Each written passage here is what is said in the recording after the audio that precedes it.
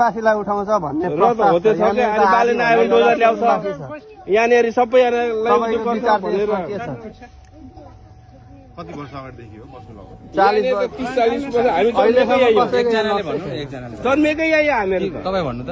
अनि यो सरकारी हो कि सार्वजनिक हो तपाईँको यो सरकारी नै ओइलेन जग्गाहरू हो पहिले त्यो पुरानो बाटो हो यो होइन त्यो खोलाले बगाएर लगेर अहिले त त्यो अर्को नयाँ बाटो छ तर तपाईँको हामीहरू जन्मेकै यही ठाउँमा हो व्यक्तिको जग्गा होइन व्यक्तिगत होइन यो सार्वजनिक सरकारी जग्गा हो सबै सरकारी जग्गा हुनुको लागि चाहिँ अनि यहाँनिर चाहिँ के छ भने सिधा सादा यहाँनिर प्रायः जस्तो धेरै भनेको मुसरहरू सतारेहरू अब तपाईँ आदिवासी जनजातिहरू गरिब दुखीहरू मात्रै छ यहाँनिर लेबर मजदुर गरेर खाने मान्छेहरू छ अनि सबैजनाले के चाहिँ छ भन्दाखेरि यहाँनिर बालेन्सा आउनु भयो भने चाहिँ काठमाडौँ महानगरपालिकामा जस्तै डोजर लिएर सबैको घर भित्काइदिन्छ यो सुकुम्बासी हटाउँछ भनेर सबै अब म पनि सुकुम्बासी यहाँ बस्छु उहाँ मेरो भेना उहाँ पनि सुकुम्बासी बस्नुहुन्छ उहाँ पनि सुकुम्बासी बस्नुहुन्छ होइन अनि यहाँनिर अरू केही विकल्प नपाएर होइन एउटा मात्रै तपाईँको लुफोल्ड भनौँ न ब्यालेन्स आयो भने चाहिँ सुकुम्बासी उठाइदिन्छ भनिसकेपछि डर देखाइदिएपछि चाहिँ केही कुछ लाग्छ कि भनेर लागिराख्नु भएको छ त्यसलाई हो त्यो भ्रम हामीहरू त्यो भ्रम तपाईँले चिर्दिनु भयो भने त्यति नै भयो काठमाडौँको चाहिँ खोला छेउको सार्वजनिक जग्गा हो क्या हजुर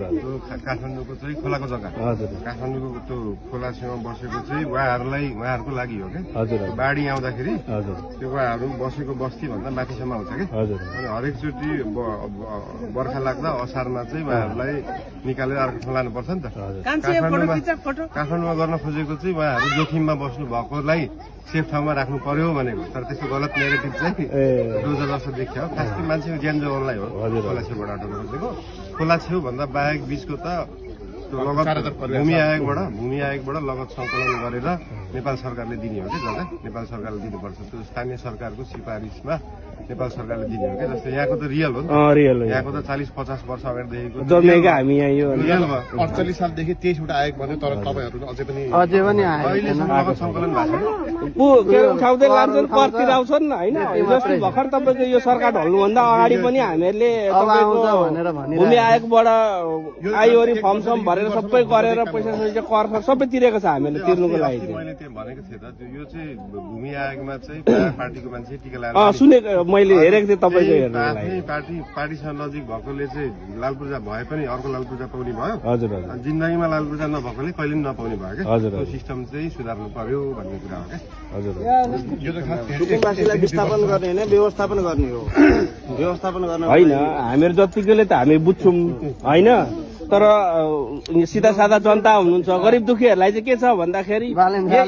एउटा भएको झुप्रो पनि उठाइदिन्छ भनेर सबैलाई भ्रम छ तर हामीहरूले त सकेसम्म हामीहरूले त सम्झाइरहेको सम्झाउनुको लागि त होइन त्यही भएर हामी आएको छौँ हामी कसलाई के छ भ्रमहरू चिर्दै जानुपर्छ त्यो त त्यही हो यसमा पनि पुगिसकेको छौँ कि सर बरु उठाए पनि उठाउँछौँ तर यसपालि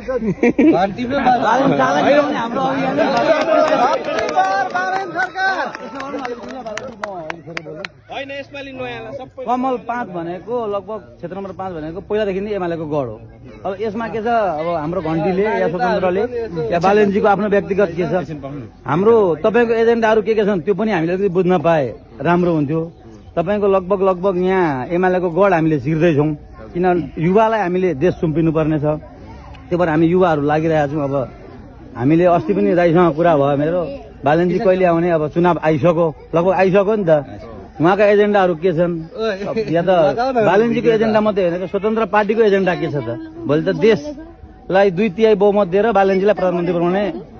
स्वतन्त्र पार्टीको धारणा हाम्रो पनि धारणा हो हिजो जेएनजी आन्दोलन हुँदाखेरि यत्रा बच्चाहरू मरे के को लागि भन्दा त परिवर्तनको लागि तर परिवर्तन भएन देशले परिवर्तन पाएन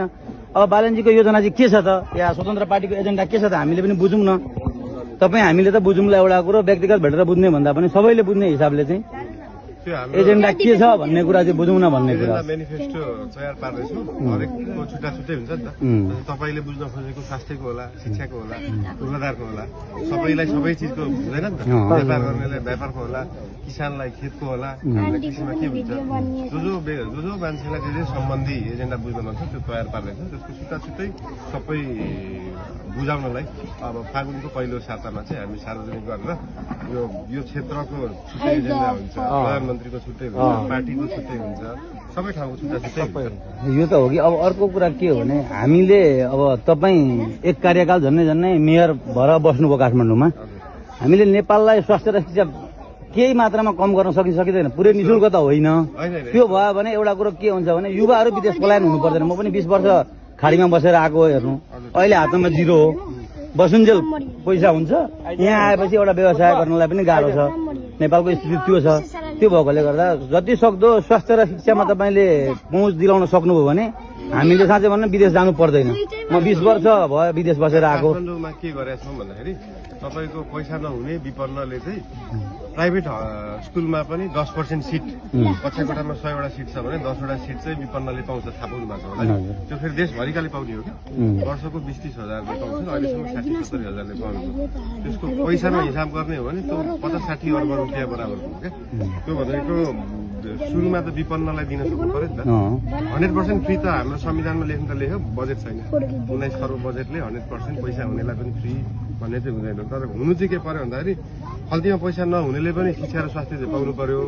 पैसा अलिकति धेरै हुनेले व्यापार गर्नु पाउनु पर्यो क्या जोसँग जे छ त्यही गर्नु पाउनु पर्यो नि त तर शिक्षा र स्वास्थ्य चाहिँ सबैले पाउनु पर्यो भन्ने कुरा चाहिँ हो त्यो बिस्तारै जाने अब यो बजेट छैन भन्ने कुरामा हामीले प्रदेश संरचना खारेज गर्यौँ भने बजेट त हामीसँग इनफ हुन्छ नि होइन बजेटमा त्यो प्रदेश संरचना धेरै खर्च छ नि प्रदेशमा त छैन त्यो न्यून खर्च कलममा जाने न्यून खर्च हो क्या भत्ता सत्ता अब सोकिए गर्दा धेरै खर्च छ नि होला नि त्यो होइन मन्त्रीले सांसदले खाएको तलब एउटा स्थिति होइन क्या भ्रष्टाचार गरेकोले हो त्यो त भ्रष्टाचार गरेकोले हो अहिले हामी निस्किन्छौँ है ठिक छ त्यो बिस्तारै भ्रमण सिक्छ अब मलाई एउटा कुरा चाहिँ के छ भने